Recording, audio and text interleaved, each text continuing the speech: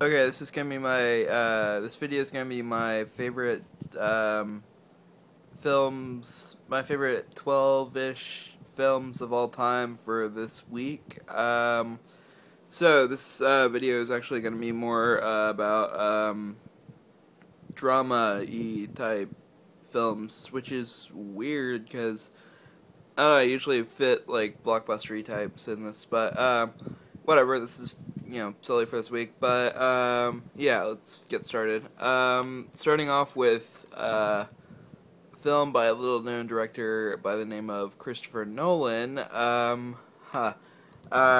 Prestige. I love this film. I don't think that's. It's definitely not Nolan's best film per se, but that being said, it is still Nolan, and it is still so amazing. This film has a plot twist which I kind of guessed at the beginning, but simultaneously, that's, I guess, my biggest gripe with this film. Other than that, it's expertly made. The way that they shot the reveal of the plot twist was still really interesting. Christian Bale and Hugh Jackman have amazing chemistry. And, it's a movie with Batman and Wolverine, directed by, Christopher Nolan. That's amazing in and of itself, with David Bowie as Mr. Nikola Tesla. Like, how awesome is that?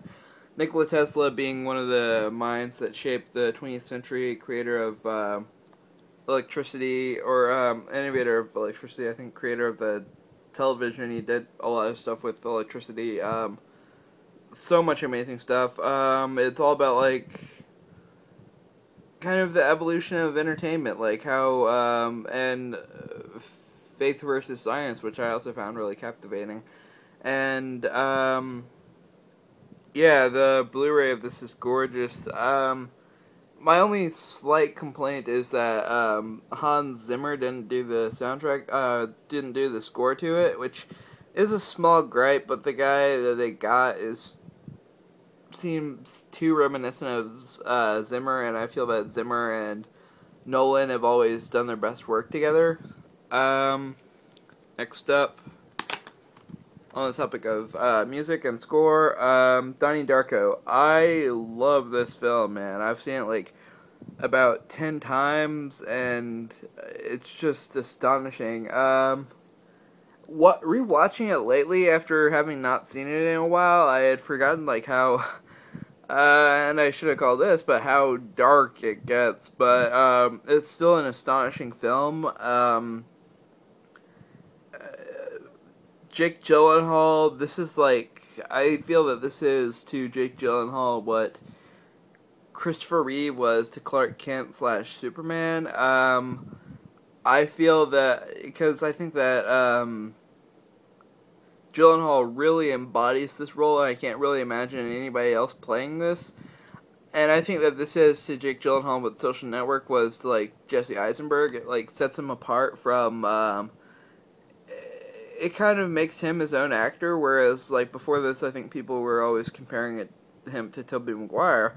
Another great actor, just as Jesse Eisenberg was compared to Michael Cera, but I think that this was really a role that really set him apart, and while I love Tobey Maguire as an actor, I can't really, per se, see him playing this role. The rest of the cast is amazing. A great early role for Seth Rogen, being this asshole bully.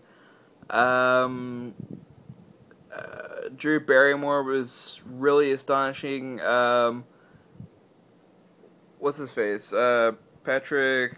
God, I should totally know this. Patrick Swayze. Yeah, it was really.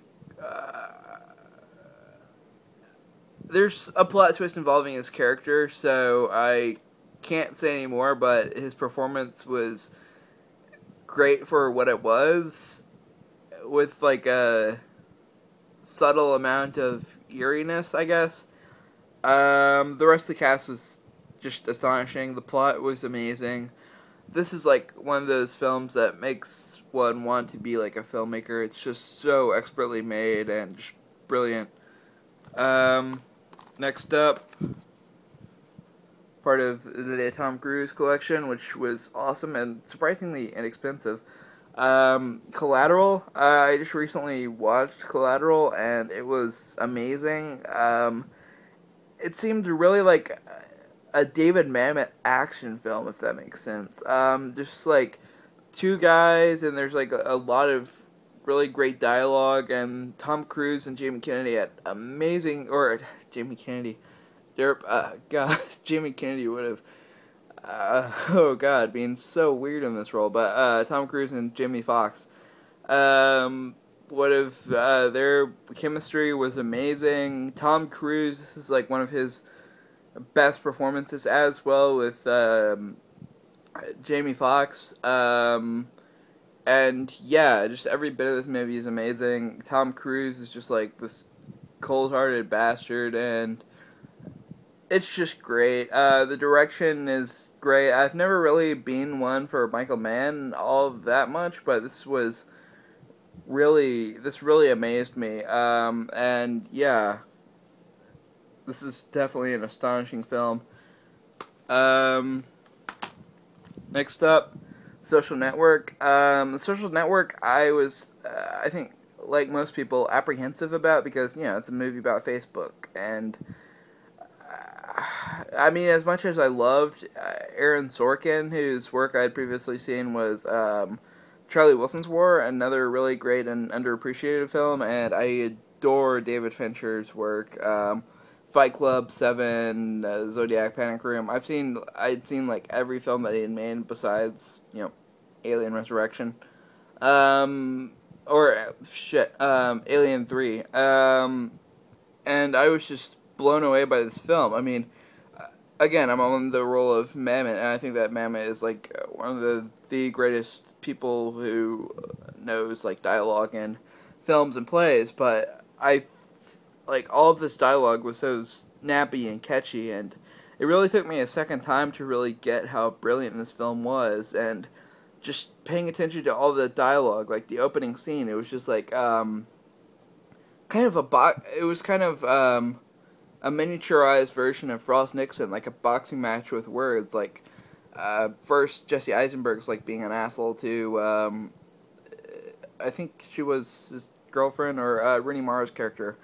And then she, like, throws all this shit back at him, and it's just, like, such an awesome opening for a film.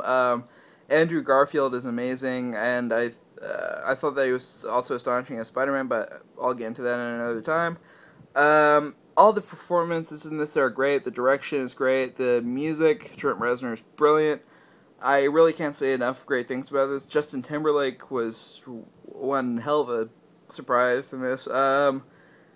Yeah, just everything in this was great, and it was produced by Kevin Spacey, one of my favorite actors. Next up, Dreamgirls. This is like one of the few musicals that I really love, but I think that they just got like everything right. I mean, it seemed more like a movie than a musical, because like it's not. I wouldn't say that I don't like the Gene Kelly musicals. I seem to like not like that style, I guess, per se, like that over the top giddiness. Dreamgirls seems more. Then again, no offense to those who do. I mean, Gene Kelly is an amazing actor and dancer and singer, and I'm probably gonna get a crap load of comments about that, but it's just not my bag.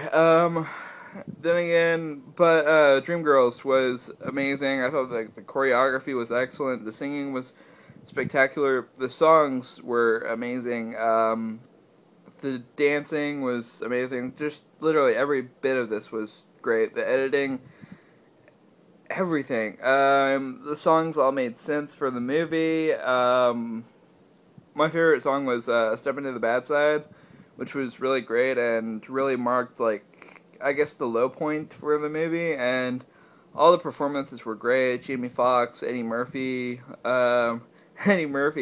yay, a good movie from him in quite some time. Jennifer Hudson, too many to list, but yeah, an amazing movie.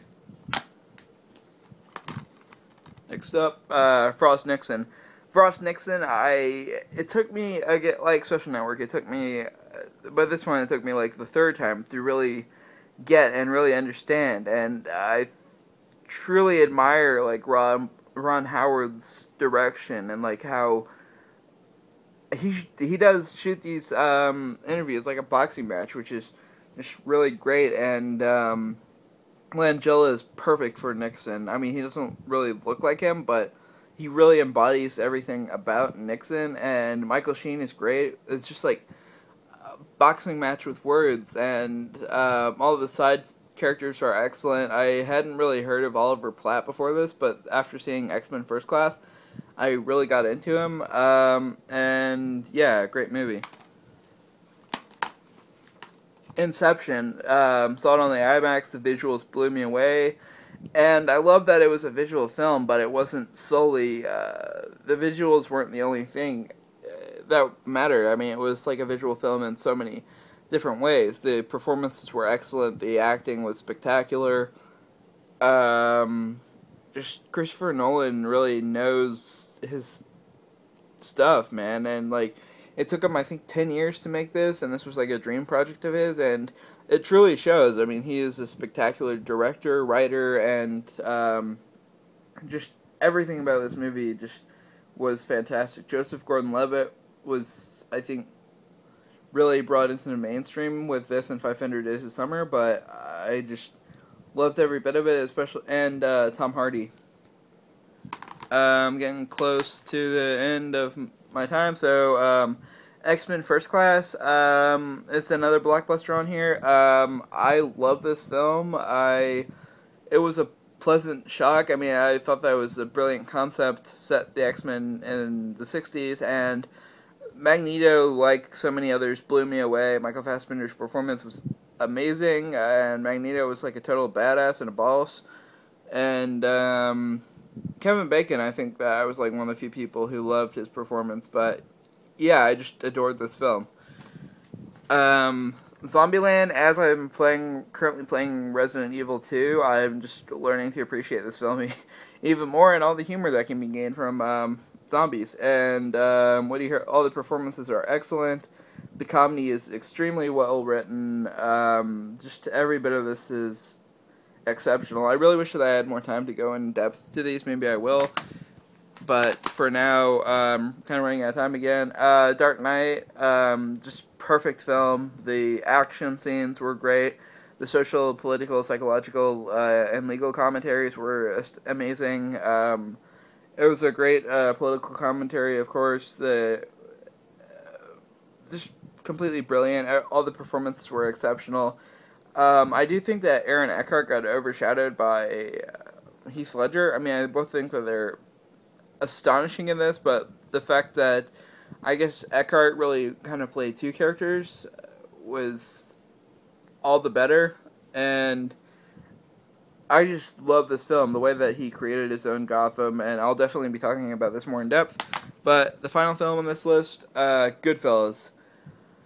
I love this film. I know that's really inspired millions of filmmakers. I thought that all the performances were excellent. The dialogue seemed like more conversational than like putting on lines, and it seemed more like a conversation than a play. The action was great. The lines were witty. Every part of this was astonishing. The music, timeless. So yeah, these are my favorite films of all time for this week. So yeah, I hope you enjoy